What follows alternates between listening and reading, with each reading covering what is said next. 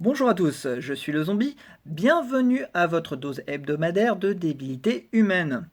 Nous sommes à l'épisode 19 et il s'est passé le 30 novembre 2004 à Washington aux États-Unis. Philippe, âgé de 24 ans, fut retrouvé mort dans son lit dans sa caravane, avec les restes d'une lampe à lave calcinée tout autour de lui. Les enquêteurs étaient perplexes, et puis ils finirent par reconstituer un scénario probable. Les lampes à lave sont fascinantes, hein. Dès qu'on les allume, au bout d'un moment, il y a cette espèce de danse des globules qui commence à se faire. Mais dans le cas de Philippe, après quelques minutes de frustration, il ne se passait toujours rien.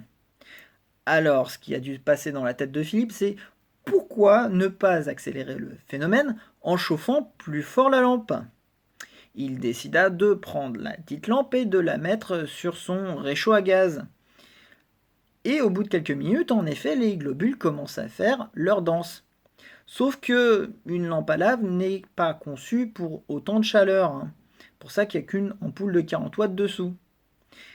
Dans le cas de Philippe, la chaleur étant contenue par une bouteille en verre, la pression grimpa jusqu'à faire éclater la dite bouteille en verre, projetant un tesson de verre dans le cœur de Philippe. Philippe finit par tituber jusqu'à son lit et il laissa son dernier souffle.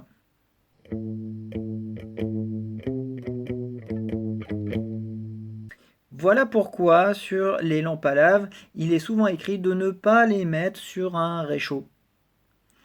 Voilà, c'est tout pour aujourd'hui. Je vous invite à vous abonner à la chaîne et lâcher votre meilleur pouce en l'air. Si ça vous a plu, bien évidemment. Et si vous avez trouvé ça préventif, n'hésitez pas à mettre un pouce en l'air aussi. Je vous retrouve la semaine prochaine pour encore plus de débilité humaine.